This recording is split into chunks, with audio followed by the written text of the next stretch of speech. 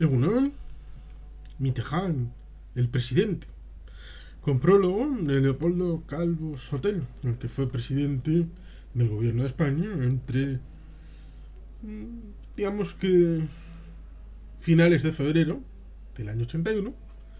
y en torno de diciembre del año 82, con lo cual casi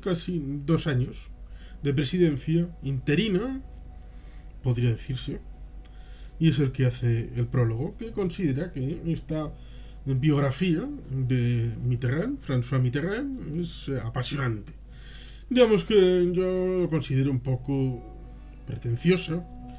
que no es que me cuente demasiado, a pesar de que establece la realidad con sus colaboradores dentro del Partido Socialista y las luchas internas, pero digamos que puede ser más útil en un ámbito de, bueno, pues aquellos años 89, 90, 91, en el que tal vez con la falta de difusión del Internet que hay actualmente en 2021, pues era más difícil con un Mitterrand hermético respecto a su propia biografía y su realidad política, establecer algo como esta biografía que nos trae Franz Olivier Gisbert. Digamos que como no establece esa realidad en la época de la Segunda Guerra Mundial, cuando él supuestamente es partisano, pero hay quien dice que fue colaborador del régimen de Vichy, pero como no se establece, no lo expondré, tampoco expondré la idea de que cuando fue ministro, sí, fue ministro en la Cuarta República, en el ámbito de los años 50, cuando siendo ministro de Justicia, digamos que dio validez a unos decretos establecidos por vía judicial en los tribunales de Vichy respecto, por ejemplo, al palacete de la Avenida Marceau, en el que comprado con dinero de vascos del exilio, digamos que fue adjudicado a dedo al franquismo como usurpación, y en los años 50 se dio validez a esa circunstancia, obviando el pago inicial a través de vascos del exilio, o el hecho del cierre de las emisiones en el País Vasco francés de Radio Euskadi. Sí, Radio Euskadi ha tenido tres vidas, una en el País Vasco francés, luego otra en Venezuela y luego la actual a partir de los años 80. Pero bueno, dejemos esa faceta de Mitterrand, pero luego, a partir del año 68 fundamentalmente, pero también antes, fue oposición, en principio al nuevo régimen del general de Gaulle del año 58 con la Quinta República, y por lo tanto la consecuente realidad hasta el año 81, a pesar de que en principio gana la primera vuelta en las elecciones presidenciales del 74, que acaba ganando el señor Giscard d'Estaing, al que no le tiene mucha estima, a pesar de que luego, cuando se venga la etapa de la posible cohabitación en cierta medida, después tendrá la idea de que los franceses no quieren un gobierno socialista con un presidente socialista, y por lo tanto querría, porque claro, estaba la UMP y el RPR, dos partidos del centro derecha, uno digamos que podríamos decir liberal y otro conservador, estableciendo las dificultades de entendimiento con una izquierda que estaba con el Partido Comunista, en el cual eran momentos difíciles, y por lo tanto quería atraerse a una parte de ese centro derecha, poniendo a Giscard d'Estaing, tal vez a partir del año 88, si ganaba las presidenciales, de primer ministro. Luego acabaría poniendo a Michel Rocard, adversario, amigo, enemigo, dialécticas complicadas. Pero aquello no salió, pero sí salió el hecho de ganar las elecciones presidenciales en el año 81, y por lo tanto tener un septuario, un primer mandato de 7 años, que luego se revelaría en el año 88. Este libro está publicado en el año 91, con lo cual no viene lo que está establecido entre el año 91 y 95, en el que acabaría, después de un interregno de 2 años con el el señor Balladur. Chirac no quiso un segundo mandato de cohabitación con Mitterrand porque se preparaba para las elecciones presidenciales del 95, a las que Mitterrand, doliente y herido, porque estaba con una enfermedad terminal que se acabó sabiendo, pues no se presentó. Acabaron presentando a Lionel Jospin, que ganaría la primera vuelta, pero perdería las elecciones presidenciales en favor de Jacques Chirac, que luego durante 5 años tendría que convivir con la cohabitación, porque lo mismo que había hecho en parte Mitterrand, adelantando una serie de elecciones, sobre todo las legislativas, en el año 97 pensó que podía hacer una revalidación de lo que había obtenido Mitterrand en el año 81 y también en el año 88, después de ganar las elecciones presidenciales, tener un primer ministro sólidamente de la formación propia.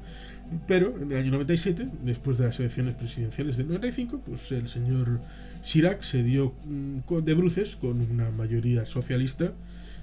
y con la cohabitación hasta el año 2002, en el que hubo presidenciales y legislativas, con el señor Lionel Jospin como primer ministro. Es decir, tuvo que vivir en la otra piel lo que él había vivido entre el año 86 y el 88. Pero bueno, esta es la biografía del señor Mitterrand hasta el año 91. Y por lo tanto tenemos este ámbito literario explicando esas realidades en las que el Partido Socialista, en primer lugar tuvo una cierta relación con el Partido Comunista, y por lo tanto pues esa dialéctica de la unidad de la izquierda, que en principio debería haber servido para que en los años 60 y sobre todo en los años 70, después de mayo del 78, pues a ver, del año 68, no del 78, el Mitterrand estuvo 23 años en la oposición, pues sirvieran para establecer ese programa de la izquierda, que sí, ese sí, sería redactado en el año 78, para establecer una cierta unidad para poder ir a las elecciones. Luego al final los comunistas acabarían teniendo 4 ministerios, lo cual sorprendería a Ronald Reagan, a pesar de que tenía una cierta aceptación personal de la figura de Mitterrand, pero no entendía por qué el Partido Socialista aceptaba ministros del Partido Comunista y qué sentido tenía todo aquello, desbaratando la relación transatlántica y el ámbito de la propia OTAN, y también en la propia Unión Europea incipiente, con aquellos estados miembros, que eran 12 después de la integración de España, Francia es fundador, España, Portugal y Grecia. Grecia en el año 81, España y Portugal en el año 86, con ciertas reticencias francesas, aunque también se habla de las reticencias al final, lo cual no está incluido en el libro, pero debería haber estado, como las reticencias a la reunificación alemana, sobre todo desde el inicio, desde Mitterrand y todo aquello, el no enterarse, a pesar de que hubo un encuentro en el año 86 en Verdún respecto a Kohl y a Mitterrand, una imagen que jamás se dará y se ha dado entre un primer ministro británico y un canciller alemán, a pesar de las dificultades que ha habido en Primera Guerra Mundial y Segunda Guerra Mundial, cogidos de la mano en aquel lugar, pero no está en el libro, sino esto es una realidad de alguien que le interesa la historia y profundizar en todo aquello. Por lo tanto, podemos leer este libro que el señor Calvo Sotelo dice que es estupendo, maravilloso, pero que a mí me costó terminar en esta realidad de la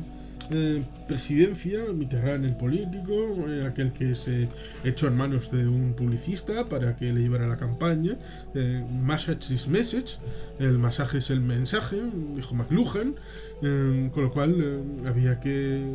tener en cuenta los nuevos medios de comunicación, las formas de comunicar los mensajes, y bueno, pues aquí se va pues estableciendo a través de 39 capítulos. Claro, se habla de cosas que en aquel momento podían estar muy en boga. Por ejemplo, el tema del Rainbow Warrior, que conviene decir algo que es curioso, porque después, cuando uno ha visto la realidad de Greenpeace, cuando dice cosas contra un país occidental, Greenpeace, por ejemplo en Russia Today, que es la cadena de noticias propiedad del Kremlin. Es ampliamente difundido el informe de Greenpeace respecto a todo esto, lo otro, de más allá, pero cuando Greenpeace denunciaba lo del mar de Aral, que era un mar interior soviético, cuando intentaron poner algodón en las estepas de la Asia Central, haciendo ver como si Tayikistán tuviera el mismo clima que Alabama, pues esas aguas que estaban ociosas pues debían de ser utilizadas para el regadío de algodón, que no era lo mejor que podía cultivarse en aquellos países. Pero el Politburó dijo que era lo que había que hacer, y entonces Greenpeace no sale con esas denuncias dentro de Rusia o la Unión Soviética. Entonces eso no aparece en los medios rusos, incluso con Russia Today. Y por lo tanto, digamos que, incluido el asunto de que pudiera haber espías cercanos al ámbito soviético en cuanto a la información de las pruebas nucleares que se hacían en el Pacífico, pues evidentemente a alguien se le fue la mano respecto a hundir el barco de Greenpeace, el Rainbow Warrior. Pero digamos que la sospecha, por lo menos, era legítima en cuanto a la posibilidad de que hubiera infiltración soviética en cuanto a la información nuclear francesa, la Force de Frappe, en el ámbito de Greenpeace, en el acercamiento físico a través de un barco en los prolegómenos de las pruebas atómicas francesas. Con lo cual, una cierta precaución es aceptable. Evidentemente no los atentados y no el hundimiento deliberado con el fallecimiento de un fotógrafo polaco o era portugués, ya no recuerdo, de Greenpeace. Eso es un delito. Pero no es algo como que la posteridad, cuando alguien piensa en Mitterrand y la presidencia, su figura y todo aquello, no piensa en el Rainbow Warrior especialmente. No creo que sea una de las primeras cosas que acabe por pensar, y este tema en el libro lleva varios capítulos. Son asuntos del momento, de la época y de todo aquello. Y por lo tanto, pues la biografía está bien. Yo dudé cuando fui a comprar este libro, que está con un hermano gemelo acerca de la biografía de Gorbachev. Tenía en el otro lado una autobiografía del propio Mitterrand, y dudé entre si coger uno u otro, porque tampoco quería coger demasiada lectura. Y al final acabé cogiendo esto, que terminaba en el año 91 y tampoco tanto del 91, en vez de la autobiografía que terminaba en el año 95. Bueno, cuando terminó el mandato, ya mortalmente terminó, bueno, se acabó llamando el paseante de los campos de Marte, que son los del Elíseo, es decir, el más allá, en tiempos de Roma y de los dioses del canon imperial divino. Pues moriría en enero del año 96.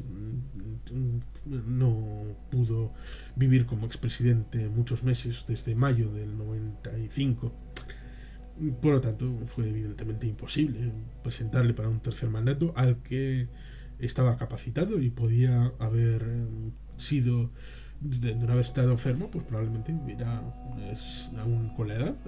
se hubiera presentado, porque todo el mundo hablaba de, como se dice aquí atrás, no viene aquí atrás, pero había un chiste que está aquí en el libro, que para el relevo de Mitterrand pues había un par de relevos en la década de los 40, es decir, de gente con una edad en torno a los 40 años, gente con una edad en torno a los 50 años, de los 60 años también. Y bueno, pues luego también estaba la posibilidad de que Mitterrand se sucediera a sí mismo, cosa que finalmente no pudo suceder, porque como digo, lo que en principio fue un secreto de Estado, que era la enfermedad crítica y crónica y terminal de Mitterrand, pues acabó siendo una realidad que le acabó por incapacitar para la renovación de su mandato, y sobre todo con ese último y segundo y último elemento de cohabitación tras la pérdida de las elecciones legislativas en el 93, teniendo que cohabitar con Balladur, que se enfrentó a Chirac perdiendo, quedando Balladur en tercer lugar, y por lo tanto, pues en la segunda vuelta sumaron fuerzas y Chirac acabó siendo presidente. Pero esta es la política interna dentro de Francia, en el que gentes de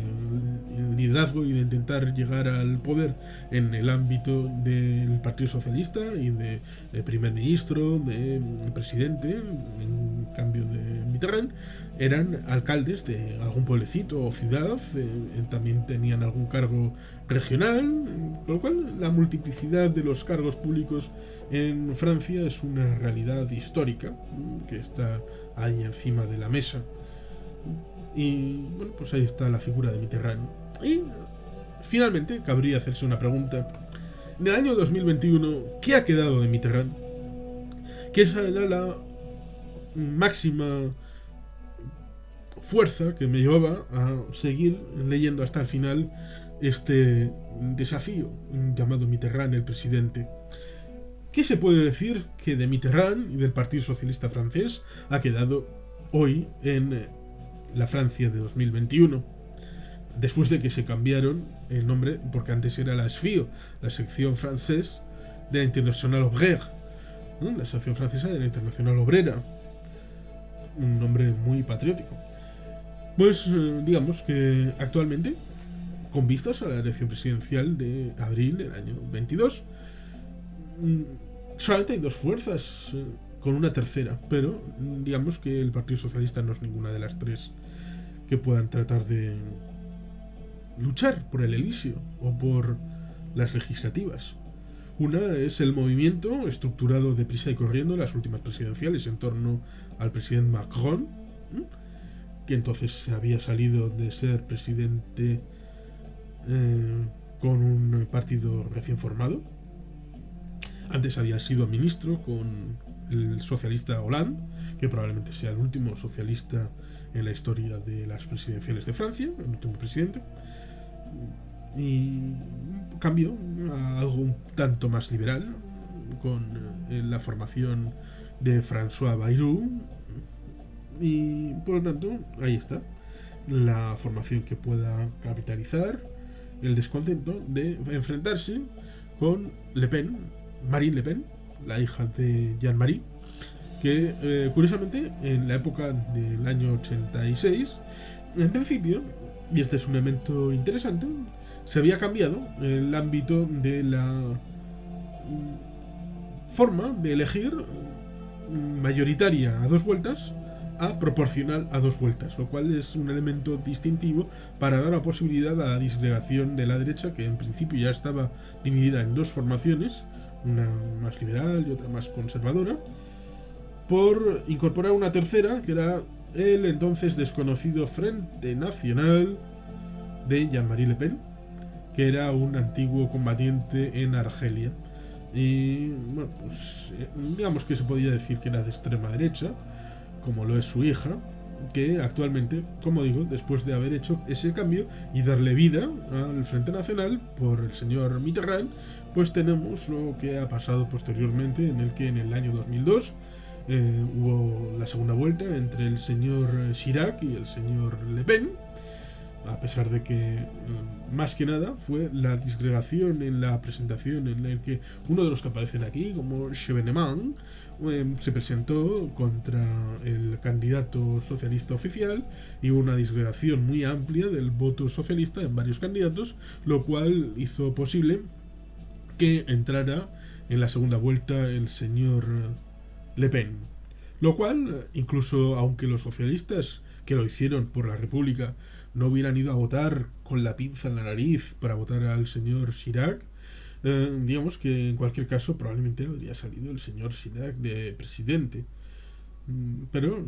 probablemente no se hubiera quedado la cosa tan clara respecto a la distinción de unos votantes y otros. Pero es de esos polvos estos lodos de que la presidencia se va a llevar entre Macron, probablemente, entre Macron y Le Pen, aunque hay una posibilidad, que es que los republicanos, el antiguo Unión por una mayoría presidencial, el antiguo RPR, golista, pues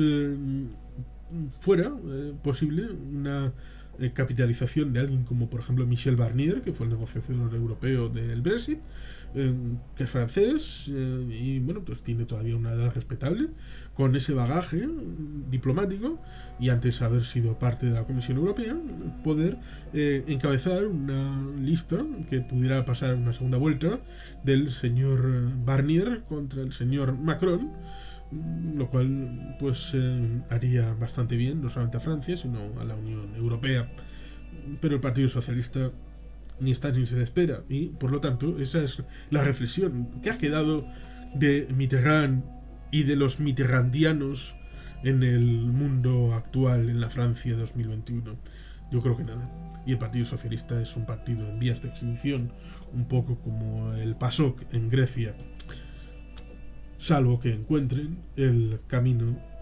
de las baldosas amarillas de retorno a la grandeza, la grandeur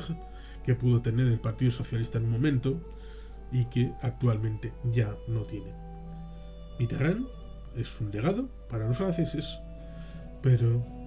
acabó por dinamitar el Partido Socialista con reverberancias en el futuro, incluyendo que acabarán por tener a un Manuel Valls como primer ministro. ¿Dónde ha quedado Manuel Valls? Ese es el ejemplo. Y sin más, es que ricasco, auguro robat, Betty Gelpian.